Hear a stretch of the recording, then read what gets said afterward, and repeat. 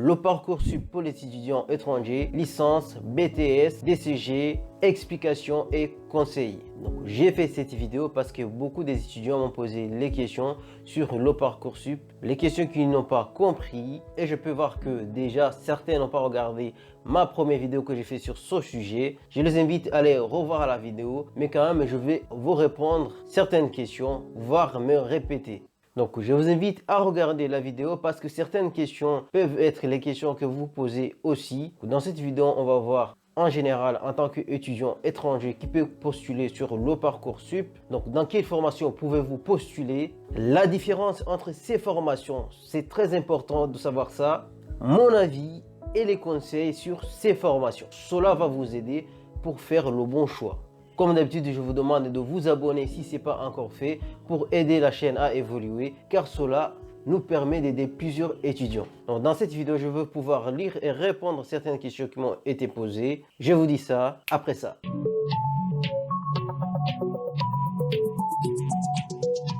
Qui peut postuler sur le Parcoursup? Donc, de manière générale, si vous avez le bac français ou le bac européen, vous pouvez postuler sur le Parcoursup. Si vous avez un diplôme étranger et que vous habitez dans les pays étrangers, pour postuler sur le Parcoursup, ça veut dire que les personnes venant des pays qui sont dans le programme études en France, ils peuvent postuler sur le Parcoursup. Et aussi les personnes venant des pays hors études en France, ils peuvent aussi postuler.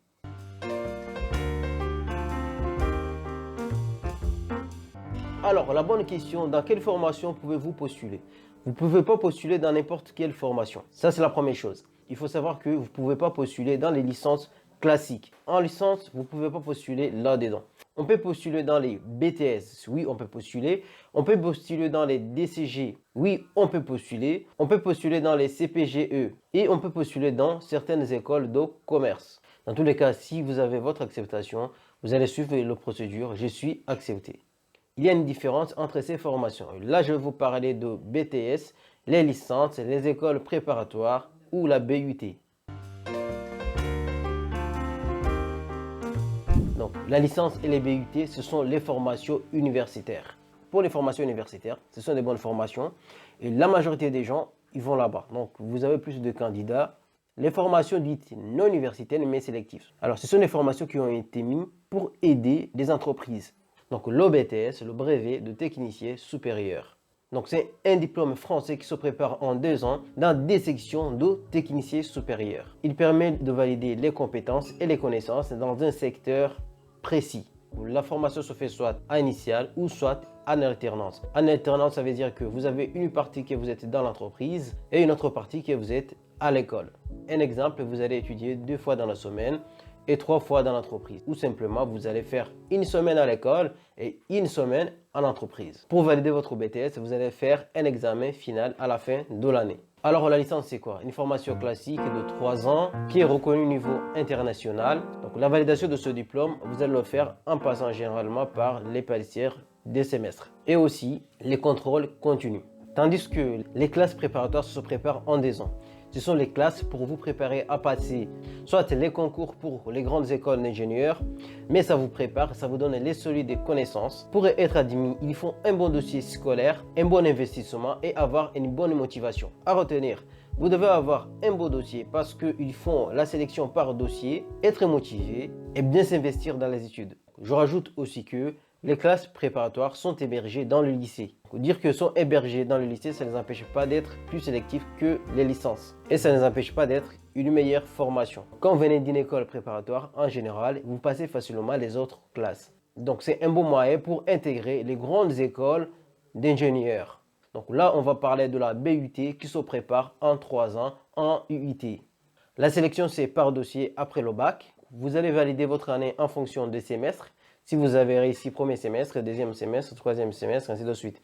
Donc les validations, ça se passe via les contrôles continus et les DS à la fin de chaque semestre comme la licence. Les formations sont à la fois générales et professionnelles. Donc en peu de mots, le BTS se prépare en 2 ans. Ce sont les formations dites non universitaires. Donc ce sont les formations qui vont vous aider à pouvoir travailler après ces 2 ans. Alors, je vais faire une comparaison entre les BUT, les BTS, les licences classiques et les écoles préparatoires. Les BUT, voilà, vous allez avoir beaucoup plus de pratique. Donc, vous allez apprendre la théorie, mais aussi avoir beaucoup plus de pratique. Vous allez apprendre du côté théorique, mais aussi du côté pratique. Vous serez vraiment précis. Vous n'allez pas être trop généralisé. En plus de ça, le BUT, vous avez le contrôle continu. Vous êtes plus soutenu. Donc, vous allez avoir la présence des enseignants qui sont sur vos dos, qui vous disent de travailler, vous donnez les devoirs. Ça vous aide pour valider vos semestres. À la différence d'une licence classique, on va vous donner les cours. Bien sûr, on va vous dire de travailler, mais il n'y aura personne qui sera derrière vous. Si vous n'êtes pas autonome, vous êtes foutu. Voilà, il faut être autonome et savoir travailler. Tandis qu'en BUT, vous allez à l'école, mais le matin, on vous demande votre devoir parce que vous êtes contrôlé en travail continu. Alors là, je vais vous parler d'un BTS. Un BTS, c'est une très belle formation. Un BTS, vous allez avoir moins de théorie. Donc, si vous venez avec un bagage scientifique, c'est une bonne chose. Donc, vous allez peut-être avoir facilement un 20 sur 20. Tout ce qui est théorique, vous allez vraiment vous débrouiller facilement. Un BTS, il est aussi hébergé dans un lycée. Un BTS, c'est un bac plus 2. Après le BTS, vous pouvez faire une licence professionnelle, ce qui va vous donner votre licence. Après votre licence professionnelle, vous pouvez postuler pour les masters. Ce qui est avantageux pour les étudiants qui viennent de l'étranger, c'est que vous avez des bases scientifiques, théoriques qui sont importantes. Et aussi la pratique, ça s'apprend. Donc vous pouvez s'y mettre. Cela va vous aider pour valider vos diplômes. Et après, si vous voulez continuer après votre BTS, vous pouvez continuer. Même après un an de BTS, vous pouvez aller en licence. Mais moi, je vous conseille vraiment d'aller au bout de votre formation. Donc on a parlé de DCG, qui est un diplôme de comptabilité et de gestion. C'est dans le même cas que le BTS. Ils sont tous hébergés dans le lycée ou soit en privé donné par des organismes de formation.